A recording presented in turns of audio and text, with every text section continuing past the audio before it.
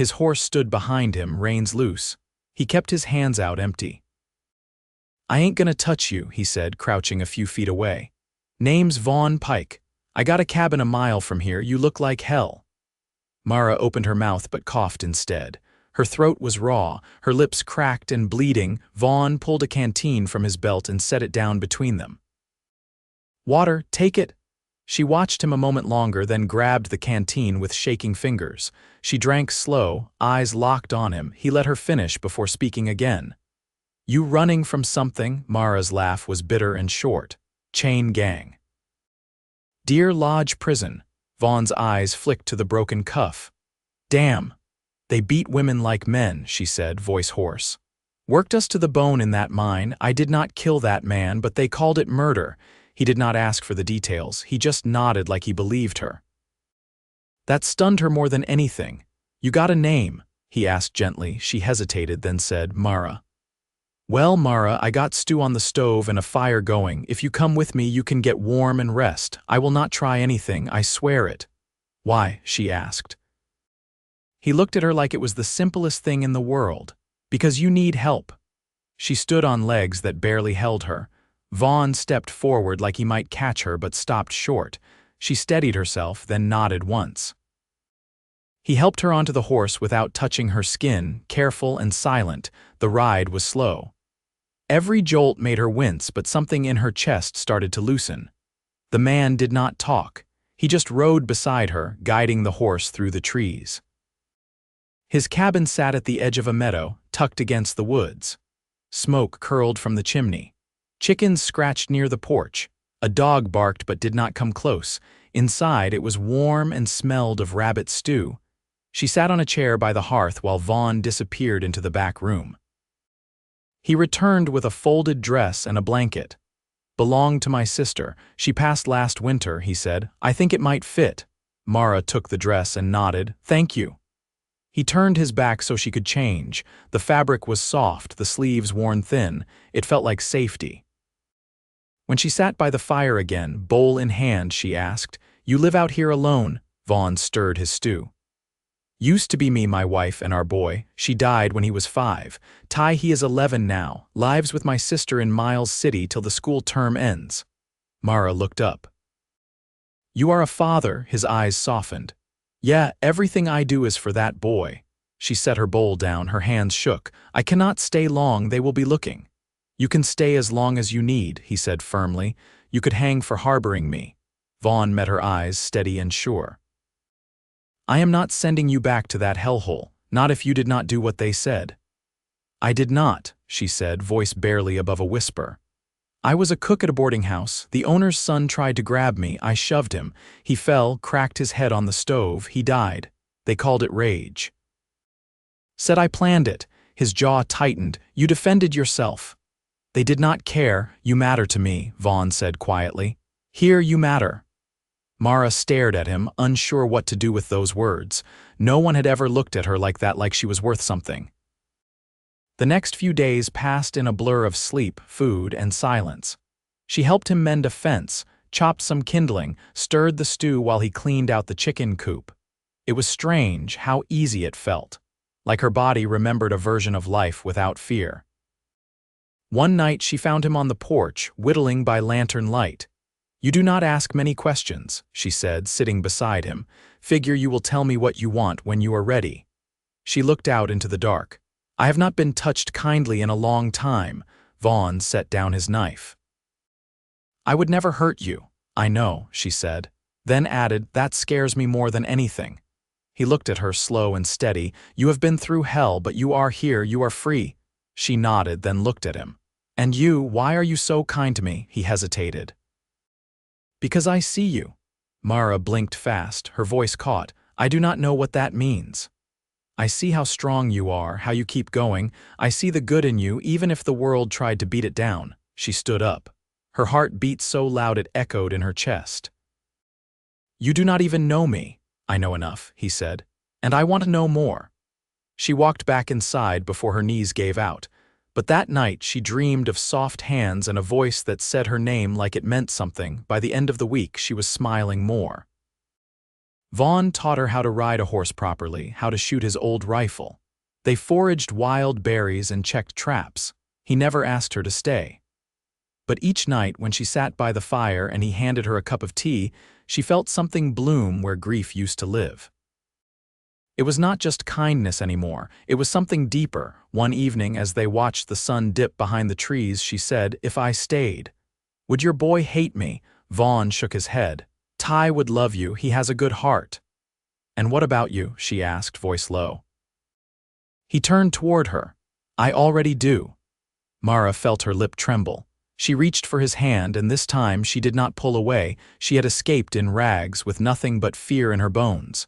But here, beside a cowboy with quiet eyes and a steady voice, she had found more than freedom. She had found the start of a home.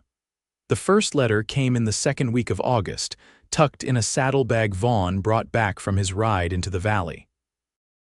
Dust clung to his sleeves, and his face was drawn tight from the sun, but his eyes lit when he saw Mara on the porch stoop with her knees drawn to her chest, and her hair pulled back with a bit of twine. He held the envelope out. From Miles City. She let the letter rest in her palm a moment before speaking. "Your sister's handwriting," he nodded. "Ty wrote inside," she says. "Asked if the chickens are fat yet. You going to bring him home soon?" Vaughn sat beside her, his boots scraping the porch floor. "School lets out in 9 days. I'll ride out for him then." Mara traced the edge of the envelope, her thumb catching on the wax seal. "You think he'll be all right with me here? He'll ask questions," Vaughn said.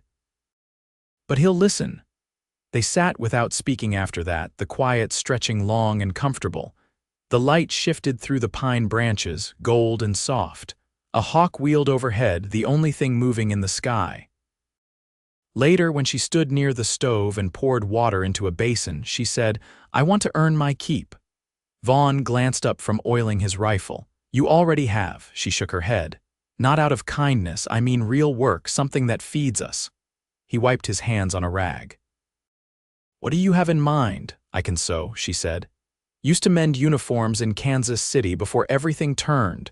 Vaughn leaned back in his chair. "There's a dry goods shop in Hamilton. I make the trip once a month. I could ask if they need help." "You do that," he nodded once. "You say you want to work. I'll help you find a place to do it." Her jaw tightened, but not from anger. "I'm not used to people believing me the first time I speak." "You don't have to prove yourself to me," he said. "But if you want to try, I won't get in the way." She turned back to the basin, dipping her hands into the warm water, letting the silence settle like dust on old wood. That night they shared supper at the small table by the hearth, salt pork, beans, and the last of the root cellar potatoes. She chewed slowly, her gaze lingering on the window where moths battered themselves against the glass. "You ever think about leaving Montana?" she asked. Vaughn set down his tin cup. "Before Ty came along, I did, thought about Texas. Maybe Arizona." "Why didn't you?" "Too many ghosts in the places I'd already been. Figured I'd raise the boy where the land still felt half wild." She nodded. "I used to dream about Oregon, heard the trees are so tall you can't see the tops." "You could still go," he said. Mara met his eyes, steady and calm. "I wouldn't go without you." He didn't speak for a long moment. Then he said, "I don't want you to." After the dishes were washed and dried and the lanterns trimmed low, she found him outside near the fence line, looking out over the meadow. Grass brushed his boots and the stars came out slow, one by one. She stepped beside him, close enough to feel his warmth. "I had a sister once," she said. "Younger, her name was Clara, got sick during the drought in '73. We buried her under a cottonwood tree." Vaughn didn't interrupt. "She used to braid flowers into my hair," Mara said. "Even when I told her I was too old for that kind of thing." "What happened to your folks?" he asked. "Gone before Clara was. Fever took Ma. Pa drank himself to death after she passed. The boarding house took us in. That's where I learned to cook, clean, so." Vaughn looked away toward the tree line. "You've been carrying a lot for a long time. I don't want to carry it alone anymore." "You won't have to," he said. She reached for his hand, threading her fingers through his. His skin was rough, but the touch was gentle, real, and grounding. I want to be here when your boy comes home, she said. You will be. And just like that, it was tight. She packed a small cloth satchel with needles, thread, and scraps of muslin. Vaughn hitched the wagon while she fed the chickens. They didn't speak much on the way into town, just the sound of the wheels rattling over stones and the crows calling from the trees. Hamilton was quiet that early, just a few wagons rolling in and a man sweeping the steps of the mercantile. Vaughn left her at the door of the dry goods store and nodded once before stepping back. Inside, the shopkeeper was a woman with streaks of silver in her braid and a gaze sharp as flint. I heard you're looking for help, Mara said. The woman set down her ledger. You sew? Yes, ma'am. You got steady hands. Mara held them up. Yes, ma'am. The woman studied her a moment longer. You've got eyes like someone who's been through fire. Folks with faces like that don't waste time. Come back tomorrow. We'll see what you can do. Outside, Vaughn waited with the reins looped in his hand. He tipped his hat when she approached. Well, he asked. She said come back tomorrow. He helped her up onto the wagon seat, then climbed in beside her. Sounds like a beginning. They rode home through falling light, the road winding between tall grasses and wide sky. The horse moved slow and neither of them hurried it. That night, she stitched a patch into Vaughn's shirt while he read by lamplight, the room quiet but full. She didn't say it aloud yet, but she knew it now, down to the bone. She wasn't passing through anymore, she had stayed. The morning Ty came home, the wind shifted. It carried the scent of distant rain and stirred the grasses in slow, thoughtful waves. Mara stood at the edge of the porch, palms pressed to the rail, watching the trail Vaughn had taken 4 days earlier.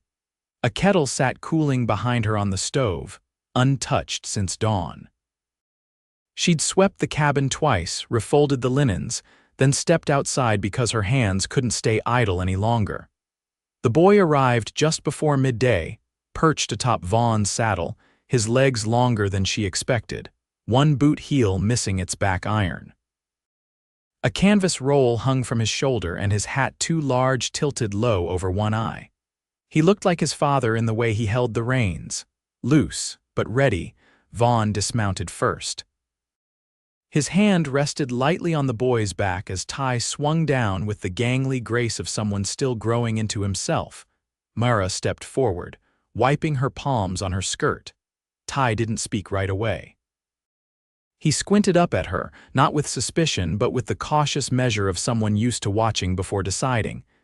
His voice, when it came, was hoarse from trail dust.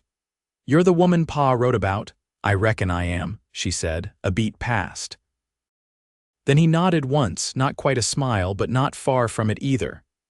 We still got that hound, or did the fox finally get him? Still got him, Vaughn said, tying off the reins. Though he's no good for guarding. Sleeps through anything but supper. Mara stepped back as Ty hauled his pack toward the porch. You got a name? He asked, glancing over his shoulder. Mara, she said. He nodded again, then disappeared through the door. The screen creaked shut behind him. Vaughn's eyes met hers. That went easier than I figured. He's not a boy who wastes words, she said. No, Vaughn agreed. He's not. That evening, Mara cooked trout caught from the creek behind the ridge. Ty picked out the bones without complaint, then slipped outside with a whittling knife and a block of pine. Vaughn stayed at the table, nursing coffee gone lukewarm. He's taller than you said, Mara said, folding the dishcloth. He shot up this spring. My sister said he's eating like a lumberjack. You think he minds me here? He minds everything at first, Vaughn said. But he watches how folks treat each other. He'll come around. Later, as dusk settled, Mara stepped outside and found Ty sitting on the porch steps, carving in steady, quiet strokes. She sat beside him, leaving space between. What are you making? Don't know yet, he said. Sometimes it tells me halfway through, Mara nodded. That's how cooking feels some days. He glanced at her, curious. What's your favorite thing to make? Cornmeal dumplings, she said, with beans and salt pork cooked slow. My sister used to ask for them on her birthday. Ty didn't ask about the sister, just kept carving. I could teach you to make them if you want. He looked down at the shavings in his lap. Maybe, she didn't press. just leaned back on her hands and looked up at the stars, which had started to show themselves, shy and flickering. By the week's end, a rhythm found them. Mara rose early, walked to the dry goods store twice a week, and stitched muslin dresses in the back room while the sun crossed high. She brought home coin wrapped in cotton and a needle-pricked thumb. Ty helped Vaughn repair fence rails and stack hay in the loft. Evenings, they sat on the porch, the boy carving, Mara darning socks or shelling peas, Vaughn oiling the lanterns or reading from the old newspaper scraps he brought back from town. One night after Ty had turned in, Mara lingered by the fire, her hands clasped in her lap. Vaughn rubbed his thumb along the edge of his cup, his knee brushing hers where they sat close on the bench. "I saw the way he watched you today," he said. She looked up. "You worried?" "No," he said, voice low. "I think he's trying to figure out if you'll stay." "Are you?" "I stopped wondering the day you reached for my hand." Mara drew a breath, slow and steady. "I want to build something, not just get by, not just survive. You think that's possible here, with you?" she asked. "Yes." Vaughn stood and offered his hand. She took it without hesitation. They walked out into the yard where the grass was cool beneath their feet and the sky stretched clear above. He turned to her, quiet as always, but the weight of his gaze said everything. "I want to build that too," he said. She leaned into him, her head resting against the wool of his shirt. "Then let's not waste time." He kissed her then, soft and certain, there beneath the stars where only the wind bore witness, and in that stillness she knew she was no longer just free. She was home. The first frost came early that year. Mara stood at the edge of the garden, the brittle stalks of cabbage and kale drooping under a silver crust, her breath rising in short clouds. The fields beyond had turned the color of old parchment, and the mountains wore a dusting of snow that hadn't been there the week before. She bent to snap the last of the beets from the soil, her fingers aching from the cold, then carried the bundle to the root cellar, where the dim light and earth-packed walls offered a kind of stillness she hadn't known she needed. Inside the cabin, Vaughn was bent over the table, inspecting a loose hinge from the barn door, while Ty tried to coax the hound out from under the hearth with a scrap of dried venison. "He's not budging," Ty said. "I think he's scared of the wind." "The wind won't hurt him," Vaughn replied, not looking up. Mara stepped through the door, brushing dirt from her apron. "Let him be," she said, setting the basket down. "We all have something we hide from." Ty sat back on his heels, watching her with something between curiosity and understanding. "You think animals remember things the way people do?" She knelt beside him, resting her hand against the dog's side. "Maybe not the same way. But they don't forget where it hurt." Vaughn set the hinge aside and stood, stretching his shoulders. "I'll need to ride into Victor tomorrow. Old man Huxley wants help with branding before the snow sets in." Mara straightened. "You'll be gone overnight." "Just one," he said. "Ty can stay with the Petersons. They're only 2 ridges over." "I'm too old to need minding," Ty muttered. "You're old enough to know when not to argue," Vaughn said, his tone even. Mara turned to the stove. "I'll pack you bread and jerky. You'll need it if the pass ices up." Vaughn crossed the room, touching her elbow lightly. "You don't have to fuss." "I know," she said, not moving away. That night, after Ty had gone to bed, Mara stood at the window, watching the clouds drift low over the hills. Vaughn sat behind her, his boots off, one hand resting on the table. "You ever think about marrying again?" Her voice was quiet. "I thought about it," he said. "But not until you." She turned slowly. "You mean that?" "I wouldn't say it if I didn't." She crossed the room, sat beside him, close enough their knees touched. "I've never had a proper wedding." "Would you want one?" he asked. "Only if it's to you." Vaughn took her hand, his thumb tracing the seam of her palm. "Then we'll do it our way. Simple, honest." Mara looked down at their joined hands. "Nothing borrowed, nothing blue, just the 2 of us and the boy." "I think that's enough," he said. She leaned against his shoulder, and they sat like that until the fire burned low. The next morning, Vaughn rode out at first light. Mara watched him disappear into the trees, then turned back toward the cabin, where Ty stood with his satchel slung over one shoulder. "Petersons say their cows do any day," he said. "I hope she calves while I'm there.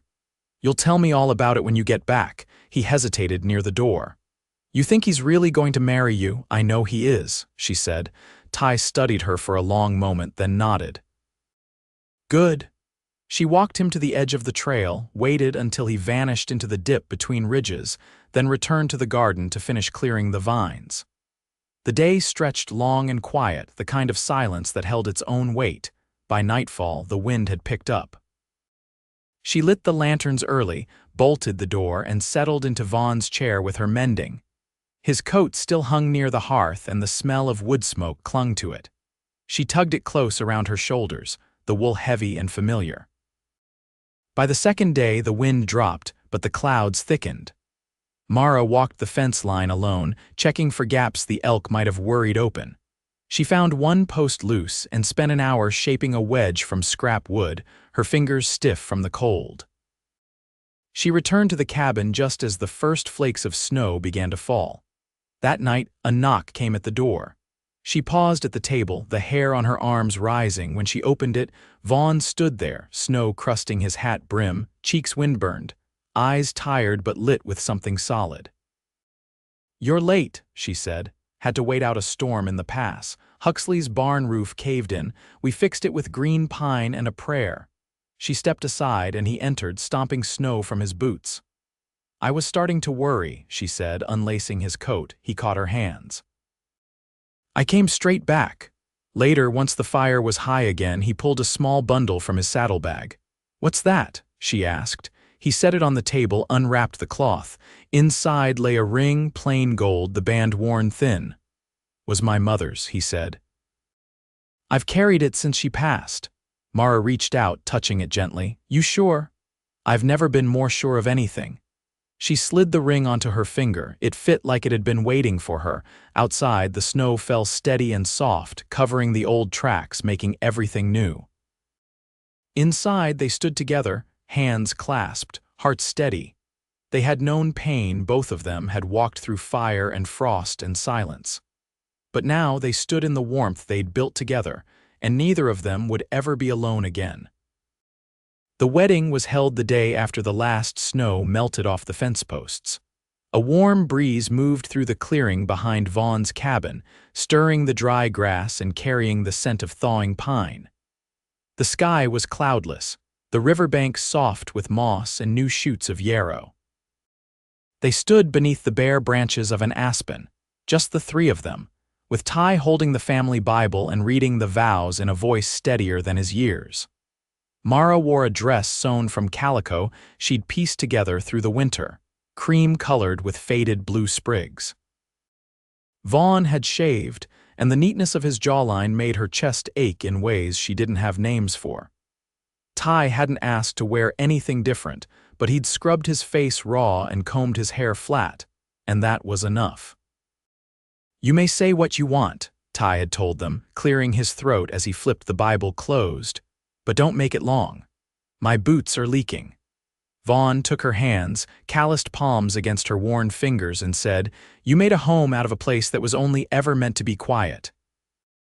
I want to spend the rest of my life making sure it stays full."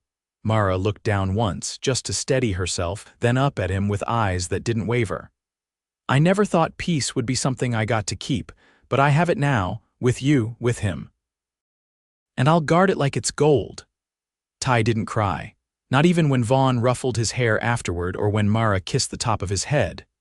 But he lingered close for the rest of the day, never straying far from their side.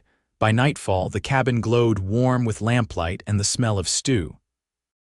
Ty had gone to bed early, worn out from hauling logs to the fire pit and sampling honeycakes until his stomach ached. Outside, the wind had gone still. "You didn't hesitate," Mara said softly, sitting on the edge of the bed as Vaughn poured water into the basin. "About marrying you," he shook his head. "Not once." She unlaced her boots one at a time and set them beside his. "You ever think about how strange it all is? That I ended up here. I think it's the first thing that's made sense in a long time. She leaned back on the quilt, her eyes following the flicker of the lamp. I used to believe nothing stayed, not people, not safety, but this. This feels like it's going to last. Vaughn sat beside her, his hand drifting to her knee. Because it will. That night, they didn't rush anything. They lay close, breath to breathe, warmth shared in quiet reverence. There was no fear in her body, only trust, and the weight of his arms around her was the kind of comfort that needed no words. Spring settled in slow and steady after that. Mara began taking in work from neighboring families, hemming, mending, altering, and soon had threads hanging from every corner of the cabin. She exchanged her stitches for eggs, flour, and sometimes stories over tea, learning the names of women who'd lived in the valley longer than she'd been alive. She never told them where she came from, but they didn't ask. They saw the way Vaughn looked at her and the way Ty followed her advice without complaint, and that was enough. Vaughn took on more work too, helping neighbors build sheds, clear brush, and break colts. He always came home before dusk, hands worn raw but eyes soft when they found hers. He called her wife like it was a prayer, not a title. Ty grew taller that summer, nearly shoulder-high to Vaughn by the time the creek ran low in August. He took to carving more seriously, trading figurines for marbles and coins at school. One evening, he gave Mara a small wooden bird, its wings outstretched. "It's not perfect," he said. She ran her thumb across the feathers, each one etched with care. Nothing worth keeping ever is. By autumn, the cabin held more than it ever had, jars stacked high with preserves, shelves lined with books Vaughn brought from town, a quilt Mara had stitched with patches from all their clothes. The porch sagged a little from the weight of firewood stacked for winter, and the roof had a new patch where Ty had hammered in shingles under Vaughn's watchful eye. One evening, as the first leaves turned, Mara sat beside the fire peeling apples while Vaughn read aloud from a letter his sister had sent. Ty lay on the rug with a book of his own, the dog curled at his feet. Mara looked up, catching Vaughn's eye. "I've been thinking. That usually means I'm about to have more work," he said, folding the letter. She smiled. "I want to teach, not just Ty, other girls too, ones who never got the chance." He leaned forward, elbows on his knees. "You've got the gift for it. You sure you want to take on more?" "I've never been surer of anything," she said. He nodded once. "Then we'll make room, clear a space in the back shed. You can start come spring." They sat in contented silence after that, the fire crackling low, the smell of baking apples drifting from the stove. Ty had fallen asleep with his book open, his face soft in the lamplight. Vaughn reached for her hand and didn't let go. Years passed just like that, slow, steady, full of honest work and shared breath. Mara taught a handful of girls to read and sew. Vaughn raised foals and fixed fences. Ty grew into a man with his father's steadiness and his mother's stubborn heart. He carved his initials into the porch rail the day he left for Helena to apprentice with a carpenter, but he came home every season, arms full of stories and tools. Mara and Vaughn never traveled far. They didn't need to. The land around them changed with each year, more fences, new faces, but their little cabin remained, tucked against the trees, warmed by love and the strength they had built